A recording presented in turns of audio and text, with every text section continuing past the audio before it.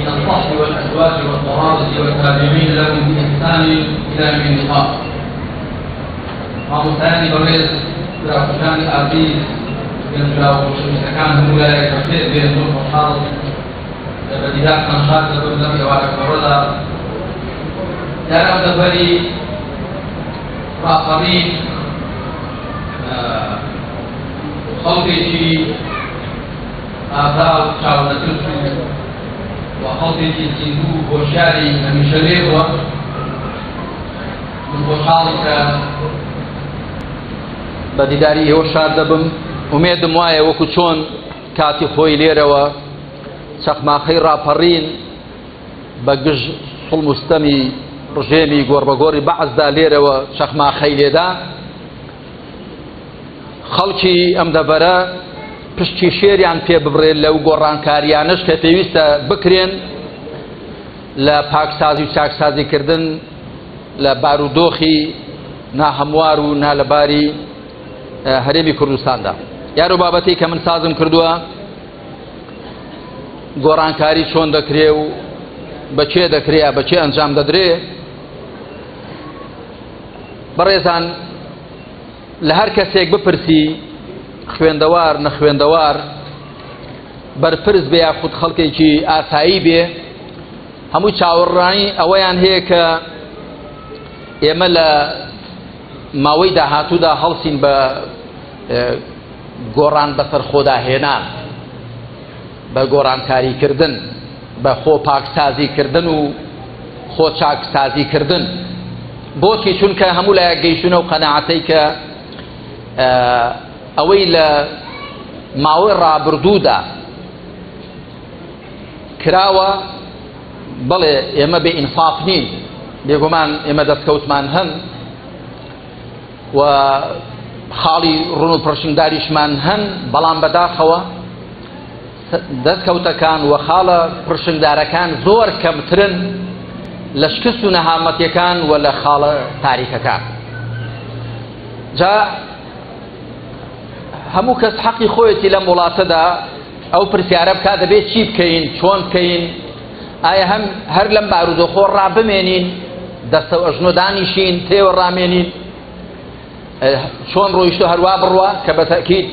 باش نەڕۆیشتووە تاکو لێگەڕێین ئاوە بەردەوام بێ. من دەمەوێ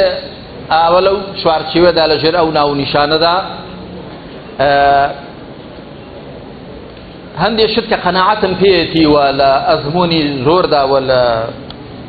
ئەوەندە شارەزایی کە هەمە لە ئیسلامدا و لە ئەزمموی ژانمدا پێی گەیشتوم دەربارەی ئەوە کە ئەم گۆڕانکاریە کە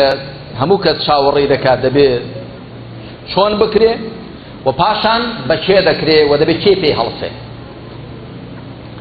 من لە حەوت خاڵدا ئەوەی کە بۆم ئامادەکردوون یا لە حەوت تەوەردا تەوەری یەکەم چەمکی گۆڕانکاری مەبەستمان لە گۆڕانکاری چییە؟ برا خوشکانی بەڕێز ژیان هەمیشە لە گۆڕاندایە، گەردوون هەمیشە لە چەرخش و گۆڕاندایە، بەڵکو مرۆڤ هەمیشە زانایانی توێکاری زانانی فیسیۆلۆژی دەڵێن لە هەر چرکەیەکدا ملیۆنان خانە لە جەستەی مرۆڤ دەمرن و بە ملیۆنان خانەی دیکە شوێنیان پڕ دەکرێتەوە. بەردەوام مرۆڤ و ژیان و بوونەوەر و دەوروبەر لە گۆڕاندا، بەڵام مەرجنی هەموو گۆڕانەکان هەموو گۆڕانکاریەکان بەرەو ئیجابی و بەرەو چاکە بن. ئەگەر ئینسان ئیرادەی بەرەو خێر نەخاتەگەر هۆشیارانە مامەڵە نەکەم ئەو گۆڕانکاریانە ڕەوتیان بەرەو ئاقاری خەراب دەڕوە. ئێستام هەرێمەی ئێمە هەر لە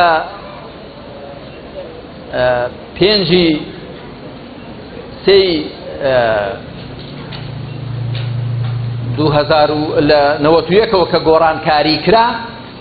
بە تەکید بەردەوام ئەم وڵاتە گۆڕاوە، بەڵام جارجارێک بەرەو باشە گۆڕاوە بۆ وێنە کە هەڵبژاردنمان کرد لە جیاتی ئەوەی کە پشت ببەستین بە ڕەوایەتی شۆڕژێری شاخ هەڵساین هەڵبژاردنمان کرد بۆی کە پشت ببەستین بە ڕەوایەتێکە لە ئیرادەی خەڵکە هەڵدەقڵێ نەک لە خەباتی شاخ ڕەوایەتی خەباتی شاخ بۆ قۆناغی خۆی بوو بەڵام دوای بیر لەوە کرا کە لە مەوضوع ڕەوایەتی حکومڕانی دەبێت بگێڕدرێتەوە بۆ خاوەنە ئەفسەکەی خۆی کە خەڵکە ئەوە خاڵێکی ئیجابی و باش بوو هەڵساین هەڵبژاردن کرا بەڵێ تەزویر و پرتۆفێڵی زۆری تێدا کرا بەڵام هەر تۆنێکی بێت وەرچەرخانێکی باش بوو دوایی حکوومەت تەشکیل کرا کە بەداخەوە کەمی خایان دوای حکوومەتەکە لەت بوو بە دوو ئیدارە بەڵام هەر چۆن بێ هەڵبژاردنی پەرلەمان و دوایی پێکهێنانی حکوومەت ئەوانە هەمووی خاڵی باش بوو دوایی شەڕ و کێشە و ئاشوب بوون بەڵام دووبارە جارێکە ئاشتەوایی بوو ئەوە خاڵێکی ئیجابی و چاک بوو جا ئێمە لەو کاتەوە هەر لە گۆڕانکاریدا بووین هەندێکی هەوراز بووە هەندێکی نشێو بووە کە بەداخەوە بە زۆری وەکو گوتم نەهامەتیەکان و نوشوستیەکان زیاتر بوون لە دەستکەوتەکان و لە خاڵە ڕۆشنەکان مەبەستمان لە گۆڕانکاری ئەوەیە کە ئێمە ئەم بارودۆخی ئێستا دەیبینین هەمومان قەناعەتمان وایە مەگەر چۆن کەسێک ڕاوسی خراپی و لە ئاوی دێڵدا ڕاوکە حاشا یاخود دزێ و بازاڕی ئاڵۆزی بێگەرنا هەمووی قەناعەتی وایە دەبێ ئەم بارودۆخە دەستکاری بکرێ و گۆڕدرێ جامبەستمان لە گۆڕنەکەیوە کە لەم حاڵە خراپەوە بۆ حاڵی چاک بگۆڕێین خۆمان بژارکەین پاکسازی و خۆمان چاککەین چاکسازی بکەین و بارەلارەکەی خۆمان ڕاستکەینەوە خۆی پەروەردگار لە قورئاندا لە زۆر شوێن ئاماژەی بەوە داوە کە ئەوانە سەرفرازن ئەوانە بەرەو سەرکەوتن دەچن ئەوانە بەختەوەر دەبن لە دنیا و دوا ڕۆژدا کە خۆیان بەردەوام خۆیان پاک و چاک دەکەن خۆیان بژار دەکەن لە هەڵەکان و خۆیان دەڕازێنەوە بە چاکەکان خۆی پەروەردگار لە سەرەتای سوورەی موئمنوندا دەفەرمێ بسم الله الرحمن الرحيم قد أفلح المؤمنون الذين هم في صلاتهم خاشعون والذين هم عن اللغو معرضون والذين هم للزكاة فاعلون زۆر لە توێژەرەوانی قورئان دەڵێن زەکات لێرەدا مەبەست پێ خۆپاک و چاکردنە کە بە کۆش هێناوێتی واتە کۆمەڵگایەک سەرفرازە خۆی پاک و چاک دەکا خۆی پاکسازی دەکا و چاکسازی دەکا هەروەها خوا دەفەرمێ قد أفلح من تزكى سەرفرازە هەر کەسێک یا هەر کۆمەڵگایەک کە خۆی بژار دەکا لە کەم و کوڕەکان لە هەڵەکان و خۆی دەڕازێنێتەوە بە چاکەکان کەواتە ئەوە بە کورتی چەم کواتای گۆڕانکاری مەبەستمان پێی ئەوەیە کە دوایی دێمە سەر وردەکاریەکانی دەبێت چۆن گۆڕین چی بگۆڕین تەوەری دووەم پێویستی گۆڕانکاری ئایا پێویستە چ لە ڕووی عەقڵیەوە لە ڕووی شەرعیەوە لە ڕووی واقیعیەوە ئایا پێویستە مە خۆ بگۆڕین پێویستە هەڵسین بە گۆڕانکاری بە پاکسازی چاکسازی بەڕێزان یاسایەکی خوای لە گەردووندا دایناوە نەک هەر لە ژانی بەشەردا زیندەوەرێک دابنێ ئاژەڵێک دابنێ ئاگری بۆ لابەرە خۆی لەو ئاگرە دوور دەخاتەوە شێوەیەکی ئۆتۆماتیکی بەرەو شوێنی دوور دەچێت بۆی کەتینی ئاگرەکەی نەگاتێت یاخود زەبرێکی بگێنێ کاردانەوەیکی دەبێت کەواتە لە ڕاستیدا چاکردنی بارودۆخێک کە دەزانی ناڕێکە ئەوە نەک هەر خاوەن عەقڵان و خاوەن شعوران بە پێویستی بزانن هەر یاسای خوایە لە گەردووندا هەر شتێک هەڕەشە لە بوونی بکە هەڕەشە لە بەرژەوەندیەکانی بکە هەڕەشە لە هەر شتێکی بکە هەوڵ دەدا بەرگری لە خۆی بکات و خۆی لەو مەترسیە دوور بگرێت کەواتە عەقڵ و مەنتیق لێمان دەخوازێت کە دەبێت گۆڕانکاری بکەین پاشان شریعەت لێمان دەخوازێت کە گۆڕانکاری بکەین بۆچی خوای پەروەردگار دەفەرمێ پێناسەی بڕواداران دەکات پیاوانی بڕوادار ئافرەتانی بڕوادار لە ئاەتی ژمارە حەفتاوێکی سوورەتی تەوبەدا دەفەرمێ والمؤمنون والمؤمنات بعضهم أولياء بعض يأمرون بالمعروف وينهون عن المنكر هاكوتای ئاەتەکە پیاوانی بڕوادار و ئافرەتانی بڕوادار دۆست و پشتیوانی یەکدین هاوکاری یەکدین لە ئیسلامدا فرق بە نێرومێن نەکراوە کە بەرپرسیارن بەرامبەر بە کۆمەڵگا و ئەرکی سەرشانیانە کە دەبێ پاکسازی و چاکسازی بکەن لە دەوروبەر و کۆمەلگای خۆیاندا وەکو یەک والمؤمنون والمؤمنات بعضهم أولياء بعض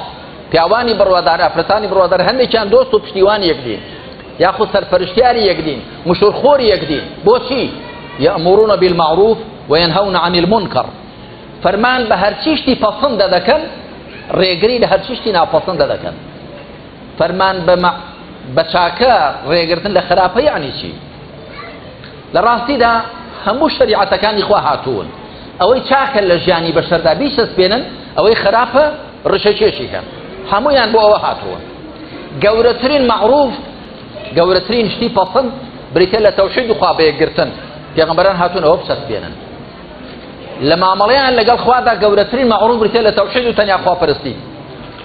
لە مامەڵەیان لە نێو خۆیاندا گەورەترین معروف و شتی پەسەند بریتە لە دادگەری هەروەکو گەورەترین منکەڕ لە مامەڵە لەگەڵ خوادا بریتە لە شیرک و ئیلحاد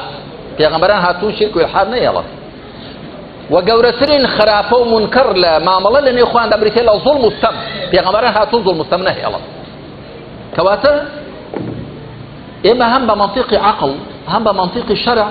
ملزەمین پابەند کراوین کە دەبێ هەڵچین بە گۆڕانکاری لە کۆمەلگای خۆماندا و پاکسازی و چاکسازی بکەین لە ژیانی خۆماندا و بێگومان دەبێ بەرچاویشمان ڕوون بێ پەسەند چییە و ناپەسەند چییە معروف چییە و منکەڕ چییە کە دوایی ئەوە لە تەوەرەکانی داهاتوودا باسی دەکەم بێمە سەر تەوەری سێیەم بناغەی گۆڕانکاری گۆڕانکاری لەکوێوە دەبێت لەکوێوە دەستی پێ بکەین و بناغەکەی و ئەساسەکەی چییە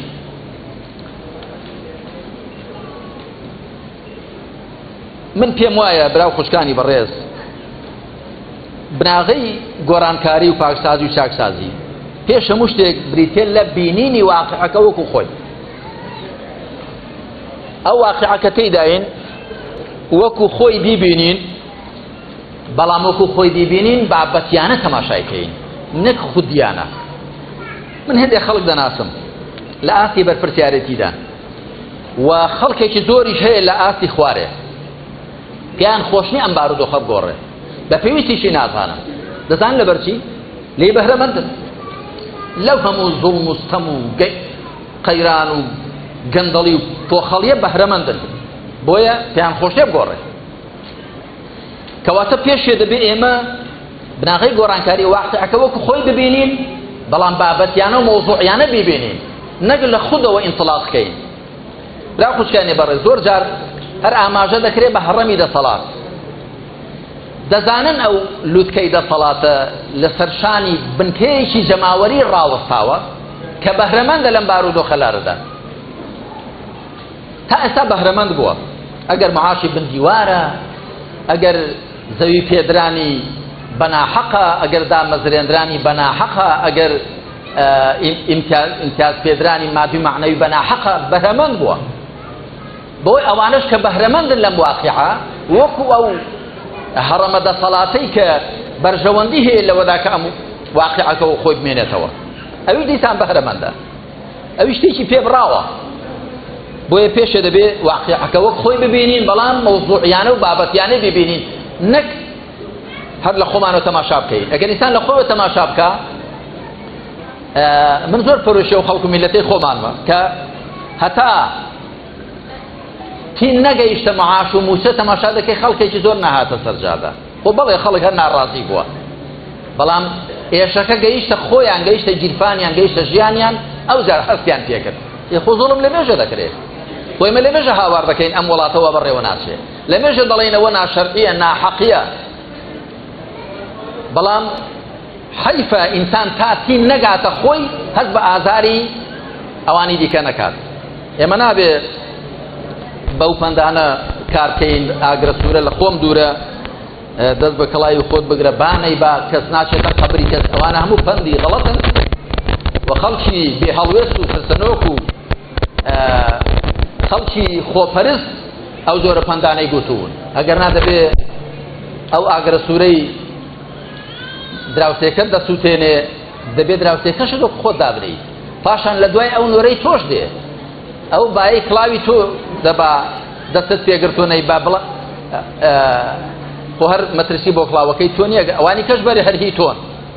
کەس ناچێتە قەبری کەس ئەوە ڕاستە بەڵام وانییە کە ئێمە بەهۆی یەکدیەوە تووشی زەرەر نەبین ڕیفراندۆمێکی سەقەت لە وڵاتەدا کرا هەموو زەرەرمان نەکرد هەموو زەرەرمان کرد هەموو باشەکەماندا کەواتە ئەو قسانە هەموو غەڵەتن کەس نابێ خۆی لە بنباری مەسئولیت بەرێتە دەرێ دووهەمین بڕگە بۆ بناغەی گۆڕانکاری بریتێ لە هەبوونی ئیرادەیەکی جدی من زۆر بەزەیم بە خەڵک و وڵاتی خۆماندا دێ کە هەندێک بەرپرس دەبینم هەتا بینەقاقایان لە گەندەڵیدان لە زوڵم و ستەمدان باسی چاکسازیش دەکەن باسی ئەوەش دەکەن دەبێ وڵاتەکە چاکەی لێ بۆ چاکی ناکەی برادەر ئەوە من دەتوانم پێشنیار بکەم بەڵام تۆ دەتوانی بڕیار دێ بۆ بڕیارەکە نادەی تۆ دەتوانی بە کردار دیکەی بۆ نایکەی بۆ نایکەی چێ دەستی گرتووی ئێمە هەر نەوتە بەدەست ئێمە نییە و دیبلۆماسیەتە بەدەست ئێمە نییە و عەسکەرە بەدەست ئێمە نییە و هێزە بەدەست ئێمە نییە هیچی بەدەست ئێمە نییە خەڵکیشمان هێندە لەگەڵدانە بوو ئاومان هێندە لە دوانە هاتووە چاک ئاو دێری بکەین ئێمە پێشنیار دەکەین ڕەخنە دەگەرین بەڵام تۆ کە بڕیارەت بەدەستە تۆ بۆ نای چاکی ناکەی بەڵام دیارە خاوەنی ئیرادەیەکی جدی ناتەوێ بیگۆڕی دەبێ ئیرادەیەکی جدی هەبێ ئەوە بڕگەی دووەم بڕگەی سێم دەبێ فکر و قەناعەت و هەست و نەست و ئاکارەکانمان بگۆڕین ئەوەی کە خوای پەروەردگار لە ئاەتی 11 سوورەتی الرەعددا دەفەرمێ إن الله لا يغير ما بقوم حتى يغيروا ما بأنفسهم بێگومان واقعی هیچ کۆمەلگایەک خوا گۆڕانی بەسەردانانە تاکو ئەوان خۆیان نەگۆڕن ئەم واقعی ئێمە ڕەنگدانەوەی هەست و نەستی ئێمەیە بیر و خولیای ئێمەیە هەندێکمان وا بیر دەکەینەوە تەماشا بکەن برا خوشکان هەندێکمان لە هەڕەمی دەسەڵاتدا هەن وا بیر دەکەنەوە ئەم وڵاتە کێڵگەیەکە و مەزرعەیەکە و هی خۆی و بنەماڵەکەیەتی ئەو بیرکردنەوەیە وای لێ دەکات لەسەر ئەرزی واقع وا ڕەفتار بە هەندێکی کە ڕەنگە فراوەتر بیرکاتۆ بڵێ نا هی خۆم و عەشیرەتەکەشمە نەخێر هی خۆم و حیزبەکەشمە نەخێری هی خۆم و ئەو کەسەیە کە بەبێ قەید و سەر تەسلیمم دەبێت لەگەڵمدا دەبێت بەڵام خەڵکی دیکە بەشی پێوە نییە دە هەتا ئەو بیرکردنەوەیە نەگۆڕێ ئەو تەسەڕوفە ناگۆڕێ دەبێت تەسەوور بگۆڕێ ئەمجا تەسەڕوف دەگۆڕێ بیرکردنەوە دەبێت بگۆڕێ ئەمجا کردەوەکە دەگۆڕێ ئەوە یەک پاشان دەبێت هەستونەستەکان بگۆڕی بیر و بۆچوونەکان لە مێشکدان بەڵام هەستونەستەکان لە دڵ و دەرووندان هەیە بیر و بۆچوونی ڕاست و دروستی هەیە بەڵام هەستونەستی غەڵەتی هەیە چۆن چەند کەس هێزگەرە دەکێشێ بە عەقڵ دەزانێت زگەرە خراپە بەڵام بە دڵ زەفەر بەخۆی نابە هەر دەیکێشێ هەیە دەزانێت زوڵم خراپە دەزانێت بە عەقڵ بەڵام بە دڵ بەخۆی نەوێراوە کە زوڵم لە دەرونی خۆی دەرهاوێ بە دڵ هەر لەگەڵ زوڵمدایە حەقیقەت دەبێت هەستونەستی خۆشمان بگۆڕین کە خوای پەروەردگار دەفەرمێ خوا واقعی هیچ کۆمەلگایەک ناگۆڕێت تاکو خۆیان نەگۆڕن خۆ یعنی عەقڵ بیرکردنەوە یعنی دڵ و دەروون و هەست و نەفس و پاشان ڕەفتار و ئاکار هەیە بە دڵیش دەزانێت بە دڵیش لەگەڵ مەزڵومدایە بەڵام بە ئاکار و ڕەفتار لەگەڵی دانیە زۆر جارە وێنەیەم هێناوەتەوە کاتی خۆی حسێنی کوڕی عەلی خوا لێی ڕازی بێ خوا لە خۆی بابی ڕازی بێ جا بۆ زانیاریتان شیعە هێندایان باسی حەسەن و حوسێنان کردووە زۆر جار لە خەڵکی ئەهلی سونەی خۆمان وەرزان هەری شیعانن نازانە حەسەن و حوسێن زیاتری هی ئەو زۆرینەی مسڵمانانن کە لەسەر ڕێی پێغەمبەر و عەلەیهی سەڵات وسەلام هاوڵانی و خەلیفە ڕاشیدەکان ڕۆیشتوون حوسێنی کوڕی عەلی نامەی بۆ دێ لەلایەن خەڵکی کوفەوە بەپێی هەندێک ڕێوایەت 6,000 ئیمزای پێوە بووە لە تۆمارێکدا نامەکەی بۆ دەچێت بۆ مەدینە ئەتۆنەوەی پێغەمبەری عەلەیهی سەڵات وسەلام یەزیدی کوڕی معاویەی کوڕی ئەبوو سوفیان لای داوە و کابرایەکی خراپە و زاڵمە و ئاوای تۆ وەرە بەیعەت بە تۆ دەدەی دەچێت کە دەچێت بە هەر حاڵ پێشەوەی بگاتە کوفە ڕێی پێدەگرن سوپایەک ڕێی پێدەگرێ 10,000 سەرباز 10,000 چەکدار لەلایەنی عوبەیدیلای کوڕی زیادەوە کەوالی یەزید بۆ لە کوفە حوسێنیش 50-60 کەسی خۆی لەگەڵدایە خزم و بنەماڵ و ماڵ و منداڵ و ئەوانە دەڵێ فەرموو چیتان دەوێ من دەمێ بێم بۆ کوفە بەنامەی ئێوە هاتووم دەڵێن ڕاستە ئێمە نامەمان ناردوو بەڵام ئەمە ئێستا دەتخەینە بەردەم سێ بژاردە یان شەڕمان لەگەڵ بکە یا بەیعەت دە بە یەزید دوو بژاردە یا شەڕ دەکەی یا بەیعەت دەدەی بە یەزید ئەویش دەڵێ ئەی باش ئاخر خۆ من پێی نامە ئێوە هاتووم کە ئێوە بەیعەتی یەزید لە ملی خۆتان دەرداوێن و بەیعەت بە ئێمە دەدەن منی بۆی وەزعەکە چاکەم پاکسازی و چاکسازی بکەم دەڵێن ئەوە نایخوا یان شەڕ یا بەیعەت بە یەزید ئەویش دەڵێ باشە میش داخەون بەردەم سێ بژاردە یا لێم گەڕم بۆ خۆم دەچم بۆ لای یەزید ئەمر کە چم بۆ لای یەزید پێی عیبە بە من بڵێ بەیعەتم پێ بدە خۆی دەناسێ مش دەناسێ یان ئەگەر بەوەش ڕازین لێم گەڕێن لە کوێ ڕاهاتم دەچمەوە بۆ دیارێ پەشیمان بوونەوە دەچمەوە بۆ مەدینە ئەگەر وەش قبوڵ ناکەن لێم گەڕن دەچمە شارێک لە شارەکانی موسڵمانە بە خۆم دادەنیشم دەڵێن شتیوای تێدا نییە یان شەڕ یا بەیعەتدان بە یەزید جا لە ڕیواتێکدا دەڵێ ركز الخبيث بين دنيتين دەڵێ ئەو کابرا پیسە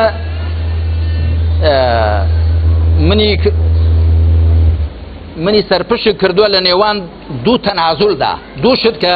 هەردووکیان تەنازولن مەبەستم یەک شتە طبعا دەست دەکرێت بە شەڕ خۆی حوسێن تەسلیم نابێ شەڕێکی نابەرامبەر 56 کەس لەگەڵ 10,000 کەس ئەو 10,000 کەسە دەڵێ بە تیر و بە شیر وان تا حوسێن وان شەهید دەبن هەمویان پیاوەکان جا دەڵێ دەشیان کوشت و بۆشی دەگریان دەیانزانی لەسەر حەقەیە کەواتە براو خوشکانی بەڕێز جاروانتان بە عەقڵ دەرکی حەق دەکا بە دڵیش حەقەکەی پێخۆشە بەڵام بەکردەوە و بە ڕەفتار لەگەڵ حەقەکە دانیە بۆ چونکە بەرژەوەندی ناشەرعی هەیە لە غەیری ئەو حەقەدا بۆی جێبەجێ دەبێت کەواتە دەبێ گۆڕان بەسەر خۆماندا بێنین لە هەر سێ ڕەهەندەکە لە ڕووی عەقڵی لە ڕووی دەرونی لە ڕووی سلووکی و ڕەفتار ئەوە بناقەی گۆڕانکاریە بێمە سەر تەوەری چوار نەخشەڕێگای گۆڕانکاری چۆن بەرەو گۆڕانکاری بچین چۆن بەرەو پاکسازی و چاکسازی بچین یەکەمین شت برا خوشکانی بەڕێزم ئەوەیە کە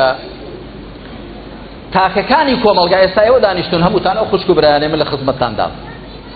بە مامۆستایانی بەڕێز و ڕیشتی و پیر و گەنج و هەموو لایەک تاکتاکی کۆمەلگا دەبێ هەستن بە ئەرکی خۆیان و مافی خۆیان هەر کاتێک کۆمەلگا و میلەت بوو بە مەڕ یەکێک هەر خۆی لێ دەکا بە شوان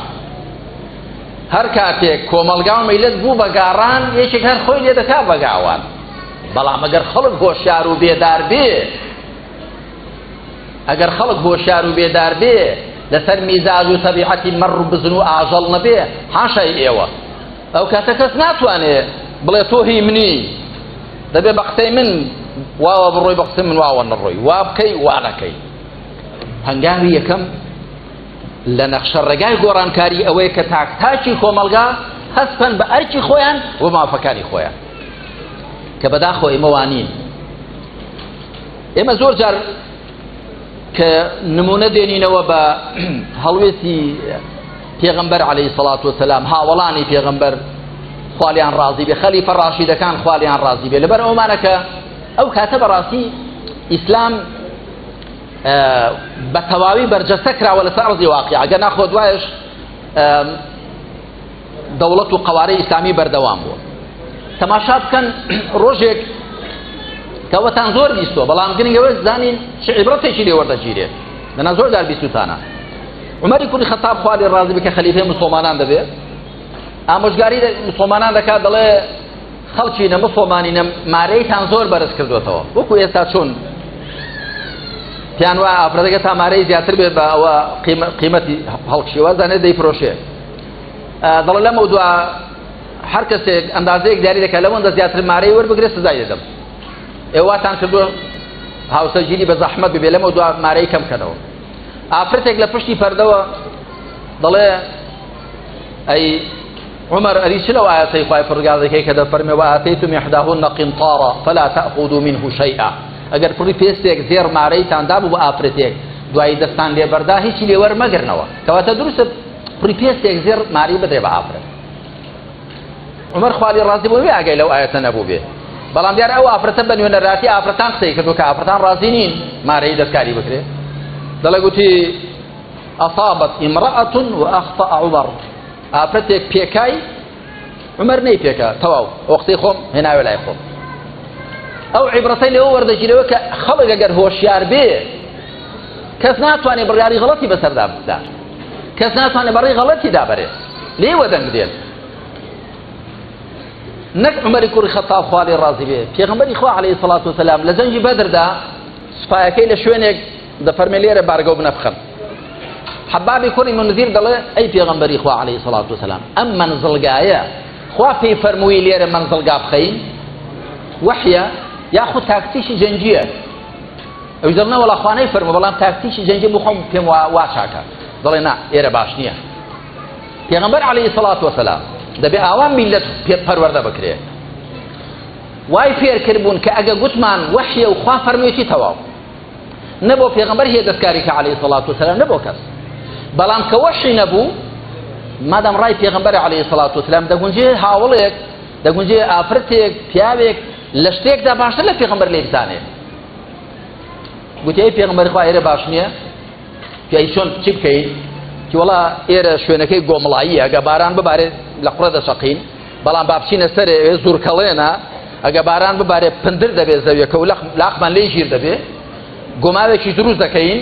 کافرەکان دێن لە قوڕێ دەشەقن ئەمەش لەوێ شوێنەکەمان باش دەبێت پێغەمبەر عەلەیهی سەڵات وسەلام گوێی بۆ گرت و کە زانی ڕایەکەی حەقە فەرمووی الرەأی ما ڕەئەیتە ڕای ڕاست ئەوەی تۆیە یاڵا با ڕایەکەی تۆ جێبەجێکەی بۆیە بەڕاستی برا خوشکانی بەڕێز هەنگاوی یەکەم بۆ نەخشە ڕێگا ئەوەیە کە هەر کامێک لە تاکەکانی کۆمەلگا بزانێت کە بەشەرە مرۆڤە لە لای خوا بەڕێزە وەلەقەد کەڕەمنا بەنی ئادەمە ڕێزمان لە وشەی ئادەم گرتووە مرۆڤێکی ڕێزدێگیرا و نابێ لە خۆی بۆشێنێتەوە وەکو مەڕ و بزن پێش خۆی دەر چی پێیان بووی بڵێ بەڵێ نابێت تۆ بەشەری مرۆڤی حرمەتی خۆ بزانە ڕێزی خۆ بزانە خۆت هەرزان تۆش مەکە و هۆشیار و بێدار بە حەق و ناحەق ڕاست و شەو لێکیا بکەوە ئەوە یەک پاشان لە نەخشە ڕێگا ئەوەیە کە ئومێدەوار بین بە سوود و کەڵکی گۆڕانکاری هەیە دەستی لە کەراسی دەرێ ناون هەیە تەواو ئەژنوێش کاون و دەستی لە کەراسی دەرێ ناون ئومێد و متمانەی نەماوە هەنگاو بنێ جا ئینسان کە لە دەروونەوە تێشکا و بەزی لە هەمووی خراپترە ئینسان تا لە دەروونەوە نەبەزێ و تێنەشکێ ئەوی دەکە هیچ نییە کەواتە بۆ نەخشە ڕێگای گۆڕانکاری ئەوەیە کە ئومێدەوار بین بە گۆڕانکاری دەتوانین وەزعەکە چاکەین دەتوانین ڕاستی کەینەوە دەتوانین پاکی کەین و ئەم وڵاتە بژاری کەین لەو هەموو زوڵم و ستەم و خراپەیە لەو هەموو ناشەڕی و مونکەراتە دەتوانین بژاری کەین و سێیەم بریتێ لە قەناعەت هەبوون بە هاوکاری و دەستبار پێکەوە گرتن هەندێک کەس جا چ لەوانەی کە کاتی خۆی لە دەسەڵاتدا بوون چ ئەوەی کە مەسەن ئێستا بەتەمان کە قسە دەکا وا قسە دەکا ئەمن بەسم بۆ دنیایە ئەو دنیا هەر پەچی لەسەر من کەوتووە ئەمن بەسم بۆ هەموو شتێک غەڵەتاوە ئێمە گەر شتێکمان بۆ بکرێ بە هەرەوەزی و بە دەستە جەمعی و بە هاوکاری ئەوانەی کە لەسەر بەرنامەیەکی ڕێک و ڕاست کۆ دەبینەوە بۆمان دەکرێت لە هێڵە گەشتیەکانیدا ئەگەر نا لە تەفاسیل و جوزیات قەت دوو نەفەریش لە هەموو شتێک ناگەنە یەک بەڵام دەبێ بڕوامان بۆ بێ کە کاری دەستە جەمعی بکەین نەک هەرچی هات زەڕب بەسەر هەمووی ئەوی دیکەدا بێنێ هەمووی سفر بکاتەوە هیچ نییەوە یەکدی سفرکردنەوە هیچ نییە زەڕب بەسەر خەڵک داهێنان هیچ نییە بەڵام دەبێت زەڕب بەسەر زوڵم دابێنین بەسەر خراپە دابێنین بەسەر مونکەر دابێنین بەڵام بەسەر مرۆڤەکان بڵێ وەڵا کەس خێری پێوەنێ بێجگە لە من کەس حەقی تێدانی بێجگە لە من ئەو منطقێکی فیرعونیە من لە قورئاندا بەس فیرعونم بینیوە دەڵێ ما أريكم إلا ما أرى وما أهديكم إلا سبيل الرشاد دەڵێ هەر ئەوەتان پێ دەڵێم کە بە خۆم بەڕاستی دەزانم ئەوێ منیش دەڵێم هەر هەمووی ڕاستە ئەوە بەس فیرعون وای گوتووە پێغەمبەران عەلەیهم الصلاة والسلام وایان نەگوتووە خوای پەروەردگار لە سوورەتی سەبەدا بە پێغەمبەری خاتەم دەفەرمێ تەمەن ئەمن دەمێ زۆر شتان بۆ ڕاستکەمەوە زۆر جار ئەو تۆمەتە پاڵدراوەتە لای ئەهلی ئیسلام و پێغەمبەران و دین کە ئەوان حەقیان تەنیا لە خواندا بینەوە نییە حەقی ڕەها تەنیا لای خوایە وقل الحق من ربكم بەڵام ئێمەمانان دەگونجێ بە هەڵەدار چیت لە سوورەتی سەبەدا خوا بە پێغەمبەری خاتم دەفەرمێ قل لا تسألوا وإنا أو إياكم لعلى هدى أو في ضلال مبين قل لا تسألون عما أجرمنا ولا نسأل عما تعملون بپیغمبر دەفەرمی عليه الصلاة والسلام پێیان بڵێ بە بەرامبەرەکانت ئێوە لەبارەی گوناحەکانی ئێمەوە لێتان ناپرسرێتەوە ئێمەش دەربارەی کردەوەکانی ئێوە لێمان ناپرسرێتەوە هەر کەسە کردەوەی خۆی بۆ خۆیت و ئێمە و ئێوەی شێکمان لەسەر ڕێی ڕاستینی شێکمان لەسەر ڕێی چەوتین دەبێ قەناعەتمان بەوە بێ کە بە هاوکاری بەدەستبار بە وەردیگرتن بە لێگوەنزیکخستنی گۆشەنیگایەکان دەتوانین گۆڕانکاری بکەین ئەگەنە هەر کەسە بە باریکە ڕێیەکیدا بڕوا و کەس نامەی کەس نەخوێنێتەوە وەکو کوردەواری دەڵێن کەس لە مەڕی کەس نەخێوێ و کەس بەڕبەی کەس نەپێوێ هیچ نییە گۆڕانکاری وا نابێ چاکسازی پاکسازی وا ناکرێ ئەو کاتە وەکو مامەستا سەعیدی نوڕسی قسەیەکی چەند جوان دەکات دەڵێ ئەگەر ئەهلی باڵتیل لەسەر باڵتیلی خۆیان کۆ ببنەوە زاڵ دەبن بەسەر ئەهلی حەقدا کە لە دەوری حەقیان بەوە بوون پڕژاون ئەهلی حەق ئەگەر لەگەڵ حەقی خۆیان کۆ نەبنەوە دوای تێدەشێن لە بەرامبەر ئەهلی باڵتیلدا کە لەسەر باڵتیلەکەی خۆیان کۆ بوونەتەوە ئەنجا بڕگەی چوارەم ئەوەیە کە ئێمە بەڕاستی دەبێ مشهوری سیستەمێکی حکومڕانی ڕەشید خۆین لە وڵاتەدا جاخۆ بە نەزەری و بە تیۆری هەمووی باز دەکا یاسا سەروەری و دامەزراوەیی و پەرلەمان دەبێ شوێنی بڕیار بێ حکوومەت بێ و دەسەڵاتی دادوەری و بەڵام بەداخەوە کە ئێمە شکۆی ئەعتیباری دامەزراوەکانی خۆمانمان نەهێشتووە و یاسا لە هەر جێیەک لەگەڵ بەرژەوەندی هەندێک لە دۆسەڵاتدارانەدا تێک گیرابێ کە بەرژەوەندیان لە زوڵمدا بۆ یاسا پێشێل کراوە کەس لە یاسا بێدەسەڵاتتر نەبوو لە وڵاتەدا 20,000 دیکەش من گوتومە کە ئێستا هەر ئاماژەی پێ دەکەم جارێک بە بەرپرسێکی باڵای ئەم وڵاتەم گوت کە من بۆت ئیسپات دەکەم ئاسایش سەروەرە نەک یاسا وتی چۆن یەکتم خەڵکمان هەیە بە پێی یاسا و بە پێی قەزای خۆتان قاضی خۆتان ئیفرازی کردووە بەڵام ئاسایش ناڵێ بەربێتەوە تا ئاسایش سەروەرە ئێمە دەبێ بەجددی شکۆ و هەیبەت و اعتیبار بۆ دامەزراوەکانی خۆمان بژێڕینەوە دەبێ پەرلەمان بێت حکوومەت بێت دەسەڵاتی دادوەری دەبێ قسەی بەسەر هەموو لایەکدا بڕوە یاسا دەبێ فعلەن سەروەر بێ لە یادمە وەختێ بڕیارێک دەرکرا کە نابێ سارەی جامڕەش بمێنێ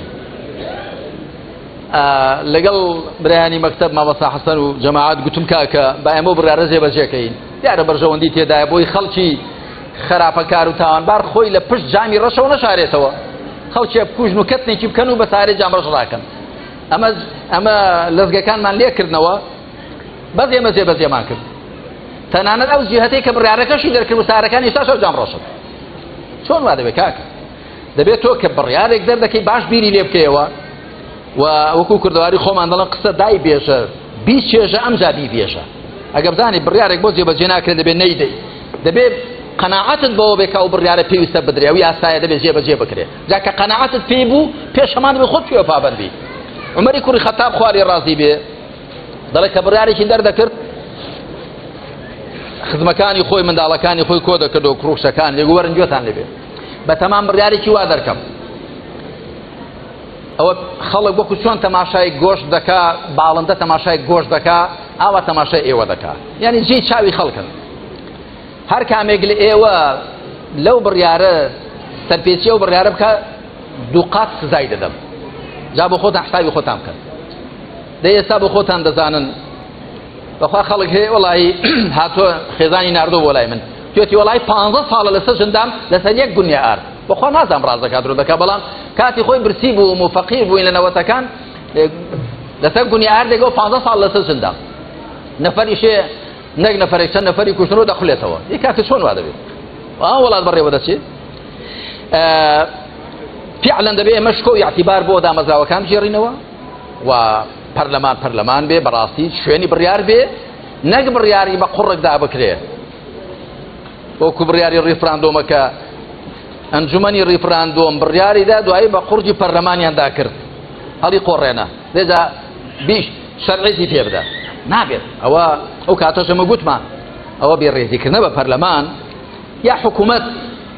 ئەمن وەزیر دێ بۆ لام مدیر عام دێ بۆ لام دەڵێ لە کۆمیتەوە یا لە لق و ناوچەوە تەلەفۆنێک دەکرێ وەزیری فەقط دەڵێ بەڵێ قوربان دەڵێ ئەوەی وا لێ بکە بەڵێ قوربان ئێجاوە چ وەزیرێکە و چ مدیر عامێکە چۆن وڵات وا بەڕێوە دەچێت کە حیزب بەو شێوەیە تەغەول بکا لەسەر حیسابی حکوومەتێک کە هی خەڵکە بەڵام حیزبێک کە هی چەند کەسێکە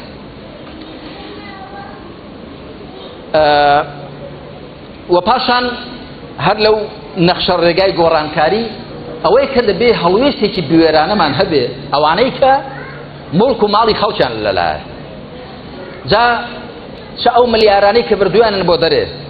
چکە لێرە مڵک و ماڵیان هەیە شاریان دروست کردوون گوندی چیان دروست کردوون ئەو مڵک و ماڵانە دەبێت جێڕدرێنەوە بۆ خەڵک ئەگەر بمانێ گۆڕانکاری بکرێ دەبێ ماڵ حەق بۆ خاوەن حەق بجێڕدرێتەوە ماڵی میلەت بووە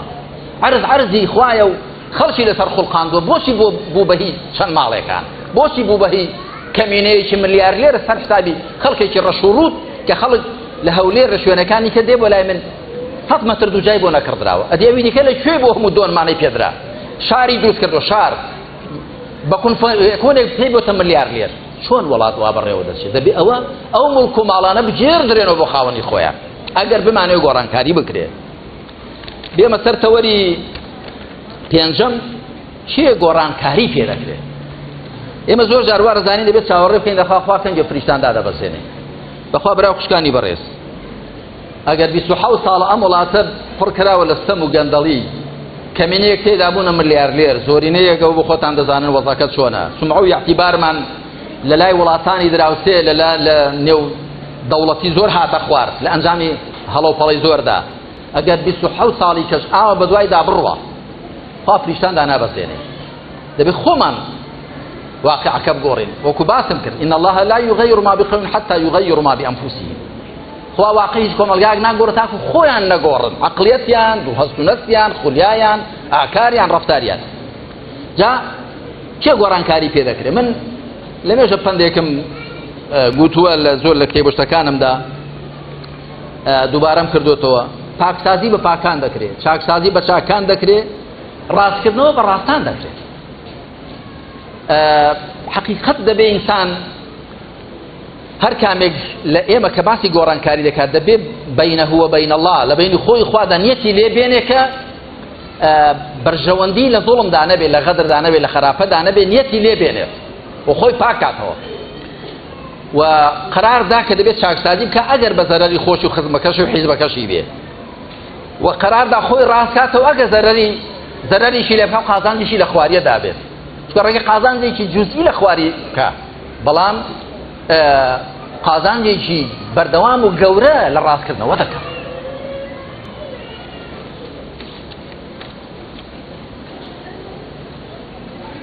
ئەنجا دووهەم لە چێ گۆڕانکاری پێ دەکرێت کۆمەلگا بەگشتی بەرپرسیارە خەڵک بەگشتی بەرپرسیارە زۆر جار ئەتا لە خۆ پێشاندانەکانیش خۆ من لەگەڵەوەدام بە هەموو شێوی شارستانیانە خەڵک داوای مافی خۆی بکە مامۆستایانن کارمەندن هەر کەسێکە هەر میلەتێک وەکو گوتم زیندوو هۆشار بێ داوای مافی خۆی دەکات بە ئەرکی سەرشانی خۆی دەزانێت ئەم وڵاتە بەی خۆی دەزانێت ئەم خێروبێر لە وڵاتەدا هەیە دەڵێ من پشت و بەشم پێوە هەیە بەی کەسی نازانێت بەڵام زۆر جار خەڵک چاوی لەسەرەوە چڕداگرتووە داخوا کەی لە هەڕەمی دەسەڵاتەوە لە لوکەی دەسەڵاتەوە گۆڕانکاری دەکرێت بەخوا دەبێت لە بنکەوە بکرێت گۆڕانکاری دەبێت لە خەڵکەوە بکرێت قسەیەک هەیە کە هەندێکیان بە فەرمودەی دەزانن بەڵام ئەگەر فەرمودەش نەبێ قسەیەکی زۆر مەنتیقیە کەما تەکون یوەلا عەلەیکم ئێوە چۆن بن خەڵکی ئاوا بەسەرتانەوە دەبنە حوکمڕان خەڵکەکە چۆن بێگەر هۆشیار و بێدار بێ بەخوا هەموو کەس ناتوانێت خۆی لێ بکاتە شوان و گەوان و خۆگوتم بە چاوی مەڕ و ئاژەڵ تەماشایکە ئەگەر خەڵکەکەش هەڵ بگرێت ئەوە دیارە ئەو کاتە خەڵک زۆر دەبێت کە مەداری خۆیان پێساتکە و باریان خاتە سەرشان و پشت کەواتە خەڵک و کۆمەلگا بەگشتی بەرپرسیارە ئەگەر تەماشای قورئان کەین وا دەبینین. یەک وێنەتان بۆ دێن بۆ لە سوورەتی ئەعرافدا خوای پەروەردگار باسی ئەتباع دەکا و باسی مەتبوعین دەکا، واتە باسی ئەوانەی کە شوێن دەکەون و ئەوانەی خەڵکیان شوێن دەکەوێت. دەفەرمێ وقال الذين اتبعوا للذين اتبعوا دەفەرمێ قالت أخراهم لأولاهم أخراهم واتەوانی لە دوا بوون شوێن کەوت بوون شوێن کەوتەکان بە دەمڕاستەکانیان گوت ربنا هؤلاء أضلونا خوای ئەوانە ئێمەیان گومڕا کرد فآتهم عذابا ضعفا من النار با ئیوان دوو قاتی ئێمە بێ دوو قاتی ئێمە سزایان بدە چونکە ئەوان ئێمەشیان گومڕا کرد. خوا چی دەفەرمێ؟ دەفەرمێ باشە دەفەرمێ لكل ضعف ولكن لا تعلمون. پێم خۆشە خەڵک و جەماوەر ئەوە بزانێ دەفەرمێ بۆ هەر کامێکتان عەزابی دوو قات هەیە بەڵام نازانە. یعنی چی؟ زازانیان دەپرسن دەڵێن باشە ئەوەی کە خەڵکی گومڕا کردو زوڵمی کردو و ستەمی کردو غەدر و خراپەی کردو باشە ئەوە لە جیاتی خۆشی کە زوڵمی کردووە و لە جیاتی ئەو خەڵکەش کە بەلاڕێدا بردوون سزا دەدرێ بەڵام ئەوان بۆچی عەزابیان دوو قاتە؟ دەڵێ ئێوانیش لەبەر ئەوەی یەکەم بۆ خۆیان بەڕێ غەڵەتدا ڕۆیشتون دوو ئەو زاڵمەشیان بۆ پێش خۆداوە. ئەگەر ئەوان نەبوونایە ئەگەر ئەوان چەپڵیان بۆ لێ نەدابە ئەگەر ئەوان فیکیان بۆ نەکێشابە ئەگەر ئەوان بارەکەڵیان بۆ نەکردبە ئەو کابرا ژوا لە کەوڵ خۆی دەرنەدەچوو ئەو حیزبە ژوا لەخوا عاسی نەدەبوو بڵێ هەموو دنیا هی منە هەموو شتێکی منە و ئەتۆش دەبێ لە خزمەتم دابی ئەتۆ خەدەم و حەشەم و کۆیلە و خزمەتکاری. بۆیە زۆر جوان گوتراوە زوڵم بێدەنجی دروست ناکە بێدەنجی زوڵم دروست دەکات. کەواتە کۆمەلگا و خەڵک بەگشتی بەرپرسیارە. سێیەم بژاردە هەمیشە بژاردەیەک دەبن بە پێشەنگ دەبنە سەر قافڵە بەڵام بێگومان ئەو بژاردەیە ئەگەر ڕوو لە خێر بن خەڵک دیارە ڕوو بە خێر دەبن و ئەگەر ڕوو لە شەڕ بن خەڵک ڕوو بە شەڕ دەبن. بەس خەڵک ئەگەر هۆشیار بێ قبوڵ ناکا بژاردەیەکی خراپ بۆی ببنە پێشەنگ و سەر قافڵە. ئەنجا تەوەری شەشەم دوو تەوەرم ماوە. تەوەری شەشەم زۆر جار باسی ئەوە دەکرێت ئیسلام دەبێت چی بکا و چۆن بکا و خەڵکی ئیسلامی دەیانەوێت چۆن وڵات بەڕێوە بەرن گۆڕانکاری چۆن دەکەن ئەگەر دەستیان بڕوات بە تەمای چین. من دەبێت شتێکی کورتان بۆ باس بکەم. هەوێن و هەناوی گۆڕانکاری لە کۆمەلگایەکی موسڵماندا لە دوو شتدا خولاسە دەبێتەوە لە خوا بەیەکگرتن و تەنیا خواپەرستن و لە دادگەری. چۆن؟ ئێمە دوو ئاەتمان هەن لە قورئاندا ئاەتی 25 سوورەتی ئەنبیا ئاەتی 25 سوورەتی الحەدید. لە ئاەتی 25 سوورەتی الأنبیاءدا خوا دەفەرمێ وما أرسلنا من قبلك من رسول إلا نوحي إليه أنه لا إله إلا أنا فاعبدون. بە پێغەمبەر دەفەرمی عەلەیهی سەڵات وسەلام ئەی محەممەد لە پێش تۆدا هیچ پێغەمبەرێکمان نەناردووە مەگەر پێمان ڕاگەیاندوە تەنیا من پەرستراوم تەنیا بەنداتی بۆ من کرد. هەموو پێغەمبەران بۆ ئەوە هاتووە کە لە پەیوەندی لەگەڵ خوادا تەنیا خوا بپەرسترێ. جادوایی فەلسەفەکەیتان بۆ ڕوون دەکەمەوە حکمەتەکەی چییە؟ لە ئاەتی 25 سوورەتی حەدیددا خوا دەفەرمێ لقد أرسلنا رسولنا بالبينات وأنزلنا معهم الكتاب والميزان ليقوم الناس بالقسط. دەفەرمێ پێغەمبەرانمان عەلەیهیم السەڵات وسەلام بە بەڵگەڕوون و ئاشکراکانەوە ناردوون کتێب و تەرازوشمان لەگەڵ دابەزاندوون تاکو خەڵک بە دادگەری بەڕێوەچ. کەواتە لە پەیوەندی لەگەڵ خۆماندا پێغەمبەران هەموویان هاتوون عەدل بچەسپێنن. هەر بۆی برا خوشکانی بەڕێز تەماشای مێژوو بکەن و تەماشای واقعی ئێستاش بکەن. چێ زۆر دژی ئیسلام و بانگەوازی پێغەمبەرانە عەلەیهیم السەڵات وسەلام؟ ئەوانەی کە چاویان لەوە بووە خۆ لە خەڵکی بکەنە پەرستراو ئەگەر خوا نەپەرسترێ زەمینە خۆش دەبێ بۆ شیرک بۆ ئیلحاد. ئەمن حیزبم پێشک دێ بەرپرسەکەی خۆی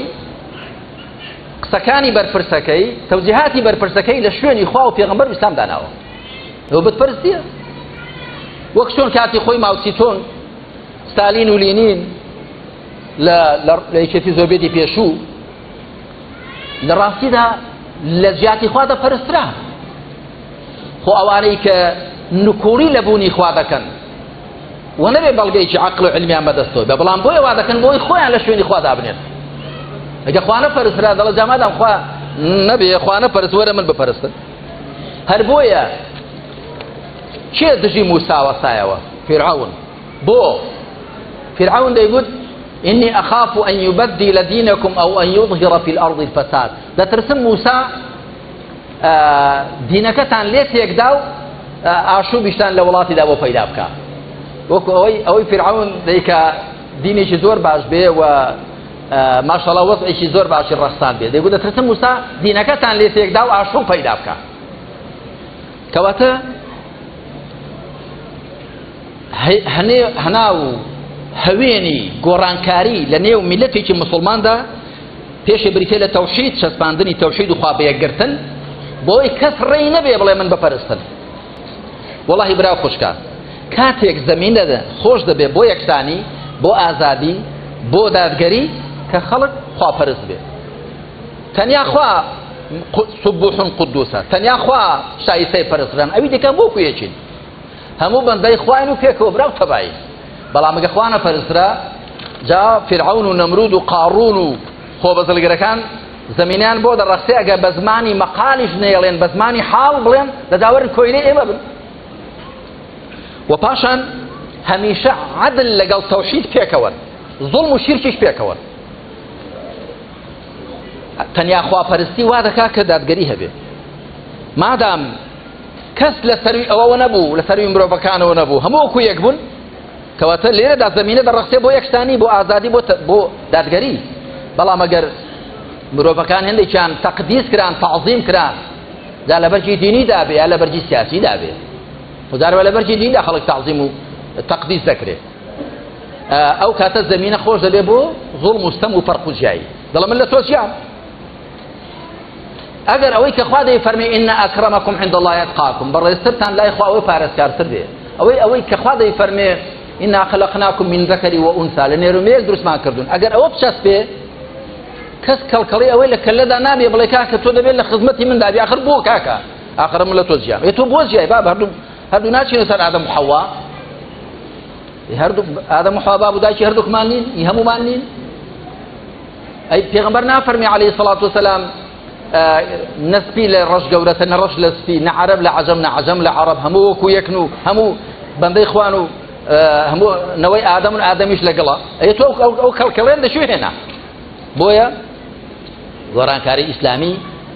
لەسەر ئەو دوو کۆڵەکەیە بنیاد دەندرێت تەوحید و تەنیا خواپەرستن لەگەڵ دادگەری تەوحید دژی شرک و ئیلحادە دادگەری زدی زوڵم و قۆڕەکاری و گەندەڵی بێمە سەر تەوەری حەوتەم و کۆتایی چوار هۆشداری گرنگ یعنی دەمەوێت ئەو براقوشکانەی خۆم و لە پشت ئێوەشەوە هەر کەسێ گوێی لە قسەکانی ئێمە دەبێ و قسەکانمان لێ وەردەگرێ و لێیان بەهرەمەند دەبێت چوار ئاگاداری چوار هۆشداریتان بدەمێ دڵسۆزانە یەکەم ئەوەی کە خۆی بە ئەهلی ئیسلام دەزانێ و بە موسڵمان و ئەهلی قیبلە و دیندار ئیسلام ڕێگە بە شوێن کەوتوانی نادات نەکینە لە دڵ بن بەرامبەر بە کەس نەبێ ئینصاف بن لەگەڵ کەس نە ناڕاست بن لەگەڵ کەس ئیسلام ڕێگە نادا شێخ دوو بغز بجوڵێنێ بەخوا من لەو وڵاتەدا ڕقی شەخسیم لە هەرچی مرۆڤە نییە بەڵام وڵا ڕقم لە زوڵمە ڕقم لە کوفر ڕقم لە ئیلحادە لە فەسادە لە خۆپەڕۆزکردن و لە خراپەکاریە ئەگەر نا بەشەرەکان وەختێک خوا بفەرمێ ڕێزم لێگرتون من چۆن دەتوانم ڕێزیان لێ نەگرم وەلەقەد کەڕەمنا بەنی ئادەمە خوا دەفەرمێ مرۆڤمان بە باشترین شێوەدا خوڵقاند وەلەقەد خەلەقنا الئینسانە فی ئەحسەنی تەقویم خوا ڕێزی لە مرۆڤان کردووە خوا دەفەرمێ ئینسانم کردوتە جێنشین و خەلیفەی خۆم لەسەر زەوی ئەمن ناچارم ڕێز لە خەلیفەی خوا بگرم بەڵام خەلیفەی خوا ئەگەر زوڵمی کرد و خراپەی کرد و غەدری کرد دەڵێم ئەوەت خراپ ئەمما مرۆڤ وەکو مرۆڤ جێی ڕێز و حورمەتە بۆیە ئەهلی ئیسلام دینەکەیان ڕێیان نادا بەرامبەر بە کەس شێقد و بوغز و کینەیان هەبێت یەک دوو و ڕێژ نادا لەگەڵ خەڵکدا بئینصاف بن کەم زۆرم پێ ناخۆشە زۆر جار کابرا هەرزار هەڵدێنێ مەسەلەن خەڵکی دیکە هەموو زەڵی سفر دەکات هەموو شتێک بۆ خۆی هەموو شاکێک بۆ خۆی دادەنێ هەرچی خراپێ بە مر خەڵکی دیکەی دادەکات ئەمنەوەم پێ زوڵمە هەر لە سەرەتا ئەو گوتم ئێمە لەم وڵاتەدا کۆمەڵە دەستکەوتمان هەن ئێمە کۆمەڵەشی باشمان هەن بەڵام بەداخەوە دوایی تەنگ نەزەری و تەسکبینی و ئەنانیەت و خۆپەرستی و بنەماڵەچێتی و شتی بچووک ئامانجی بچووک بچووک وای کرد کە نوشوسی و نەهامەتیەکانمان زیاتر بن لە دەستکەوتەکانمان ئەگەر نام وڵاتە تەنیا بریتێنێ لە تاریکی خاڵی ڕۆشنیشی تێدان و خەڵکی باشیشێ لە هەموو لایەنەکاندا خەڵک هەیە بەڵام زۆری بێئیرادە کراوە بێچارە کراوە و خراوەتە نێو وەزعێکەوە کە دەبێ ئەویش لەگەڵ ئەو ڕەوتەدا بڕوا کە وەکو گوتم لە قازانجی کەمینەیەکدایە و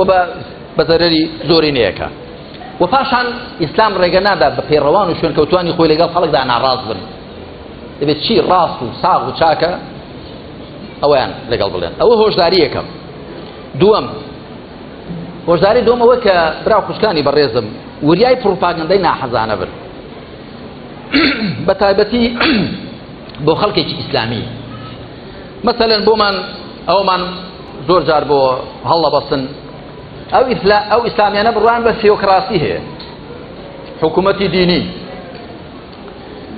جا کاکە تۆ دەزانی حکوومەتی دینی چییە؟ حکوومەتی دینی لەکوێ و ئیسلام لەکوێ؟ حکوومەتی دینی لە ئەوروپا هەبوو فیۆکراسی لە ئەوروپا ڕوشەکە بۆ خۆی فیۆکراسی یعنی حکمی دینی لە ئەوروپا هەبوو لە ئیسلامدا حکوومەت مەدەنیە ئەبوو بەکر خوالێ ڕازی بێ کە هەڵدەبژێردرێ بە خەلیفە ناڵێ من لە ئێوە چاکترم قد وليت عليكم ولست بخيركم إن أطعت الله فأطيعوني وإن عصيته فقوموني يعني إن أحسنت فأعينوني وإن أسأت فقوموني أو من هەڵ بژێردراوم بەڵام لە ئێوە باشتر نیم ئەگەر چاکم کرد هاوکارم بن ئەگەر خراپم کرد ڕاستم کەنەوە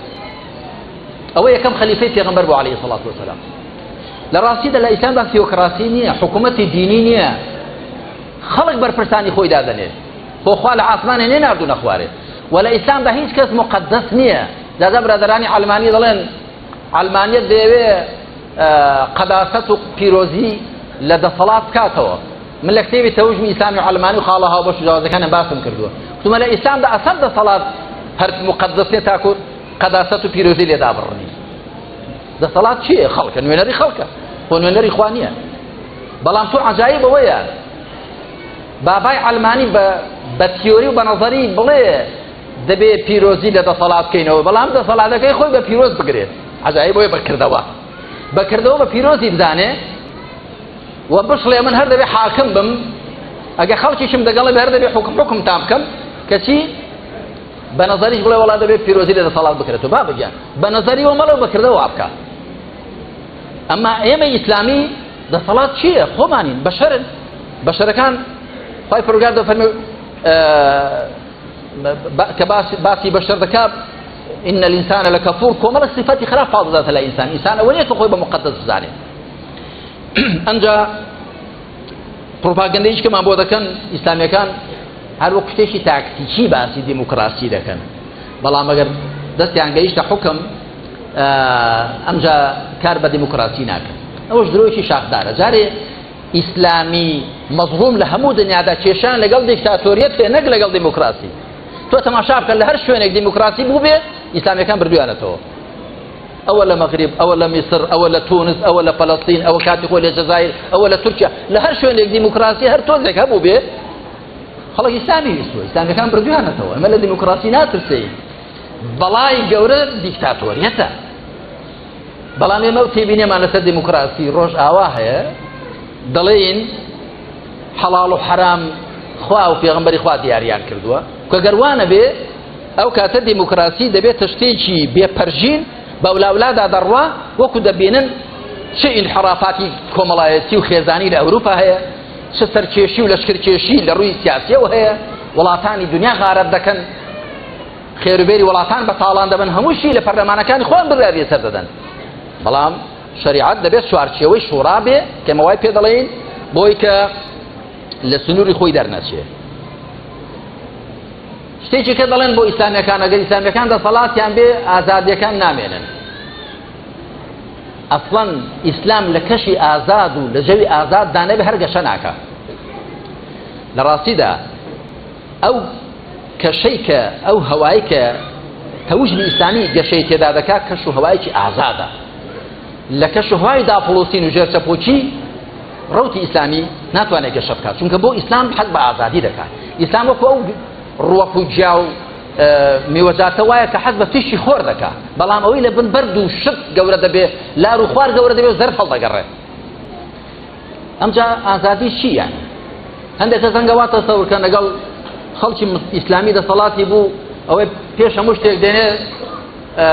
سەرپۆش بە سەری ئافرەتاندا دەدا لە ڕاستیدا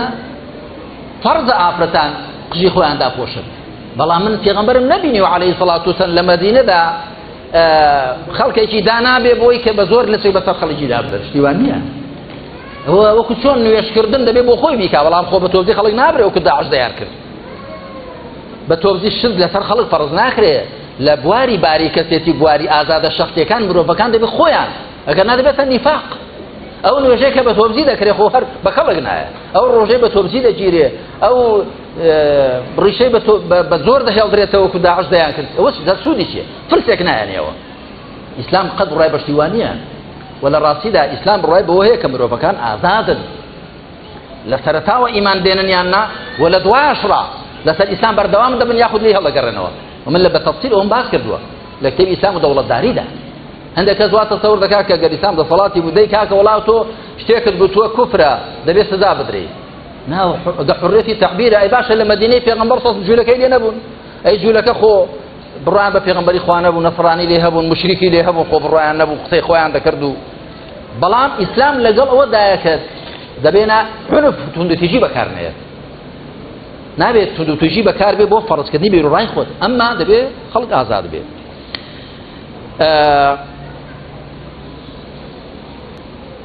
بێمە سەر ڕۆژداری سێیەم وەکو برایشی دڵسۆزی خۆتان بە هەموو لایەک دەڵێن عەرەب دەڵێن من جەڕەبە المجەڕەبە حەلەت بهی النەدامە هەر کەسێک شتی ئەزمون کراو تەجربە کراو تەجربە بکاتەوە پەشیمانی دەچێشێ هەروە پندێکی ئینگلیزی هەیە بە کوردی دەڵێ ئەو شێوازەی کە معادلەیەکی هەڵەی پێ حەل کراوە گە سەد جار دووبارەی هەر غەڵەت دەردەچێت یعنی کاتی ئەوە هاتۆ بەڕاستی بە هەڵوەسێ بکەین خەڵکی شکست خواردووی فەشەل هێنا و لە بەڕێوەبردنی ئەم وڵاتەدا جارێککە تەجربە نەکەینەوە تەواو کابرا بە 27 ساڵ دەرنەکەوت بێ داخوات دەتوانێت وڵات چاک ئیدارە بکە یان ناتوانێت بە 27 ساڵ دەرنەکەوت بێ بە 4 ساڵی کەش دەرناکەوێت هۆشداری چوارەم و کۆتایی کە هەموو قسەکانی کۆتایی پێدێنم با لە نزیکەوە خەڵک بناسین و وەکو ئەو پەندەمان لێنەیە دەڵێ دەنجی دەهۆڵ لە دوور خۆشە ویستان لەگەڵ هەر کەسێ بەڕێدا بڕۆن هەوڵدەن پێشێ بیناسن لە نزیکەوە لە مەدحی پێغەمبەردا عەلەیهی سەڵات وسەلام لە وەصفیدا گوتراوە من رآه بديهة هابه ومن خالطه أحبه ئەم قسەیە بیقەدەر زۆر وردە هەر کەسێک پێغەمبەری خوای عەلەیهی سەڵات وسەلام کتوفەر دەبینی هەیبەتی لێ دەکرد سامی لێ دەکرد بەڵام کە لەگەڵی تێکەڵ دەبوو خۆشی دەویست ئەوە گرنگە لە نزیکەوە خەڵک بناسن و خۆشتان بوێن وابن خۆشتان بوێن نەک لە دوورە وەقتەکەی خۆش بێکەیت لێ نزیکەوتی پەشیمان ببیەوە من دڵسۆزانە بە هەموو لایەک دەڵێم بەنسبەت ئێمە و بەنسبەت هەر کەسێکەوە خەڵک بناسن لە نزیکەوە زانن شارەزای بن بە وردی ئەمجا خەئیدی کەن یا ڕەمزی کەن کوردواری خۆمان زۆر پند لەو بارەوە بەکاردێنن دەڵێن دوورکوژی نزیک خەسار یان دەڵێن ڕواڵەت جوانی نێوە ڕۆگوێران دەبێ وریابین و گەندەڵی و درۆ و شتی خراپیش بەخوا بە مۆدێلی کۆن و بە مۆدێلی هەر یەکە وانە گەندەڵی و زوڵم و ستەمب و خراپە و لە پەنای دەسەڵاتداراندا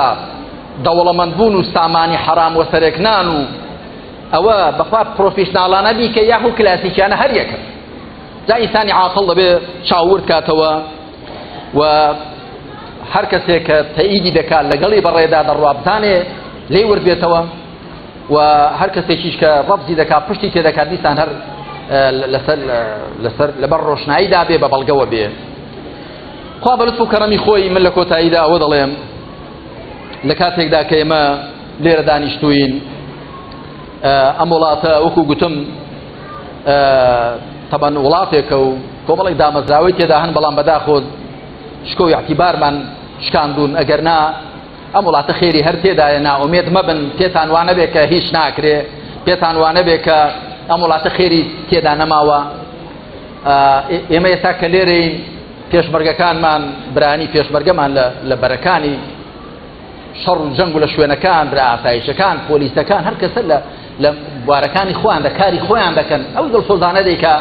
ئەمە دەستخۆشیان لێ دەکەین سوپاسیان دەکەین ئەوەی کە پێی وانەیە کەس کڕیوێتی و کەس ئیرادەی زەوت کردو ئەوانە هەموو کوڕی ئەم میلەتەن ڕۆڵەی دڵسۆزی ئەم میلەتەن دەبێت ڕێز و تەقدیر و پێزانینمان بۆیان هەبێ جا ئەوانیش و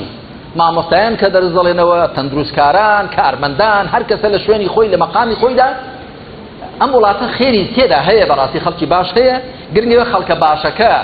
خەڵکە خێرخوازەکە دەنگ و ڕەنگ و سەنگی خۆی کاتێک بۆی بتوانین ئەم وڵاتە بارەلارەکەی ڕاستکەینەوە و پاکسازی چاکسازی تێدا بکەین کە هەم لە دنیادا پێی بەختەوەر بین و لە دوا ڕۆژیدا پێی سەرفراز بین بەڵگەیەکمان بەدەستەوە هەیە وەلای خوای پەروەردگار بڵێن خوایە ئەوە تا ئێمەش ئەومان کرد لە ڕۆژگار و زمانی خۆماندا ئاوا فەرمانمان بە چاکە کرد ڕێمان لە خراپە گرت ئەوە تا دیفاعمان لە مەظلوم کرد یەخەی زاڵممان گرت هەوڵماندا وڵات چاکەین هەوڵماندا باری لار ڕاستکەینەوە ئەوەمان کردووە خوای پەروەردگار لەو کەسانەمان جێڕێکە پشک و بەشیان دەبێت لە ڕاستکردنەوەی ئەم بار و دۆخەنا هەموارەدا و لە پاکسازی و چاکسازی تێداکردنیدا صلى الله على محمد وعلى آله وصحبه أجمعين والحمد لله رب العالمين.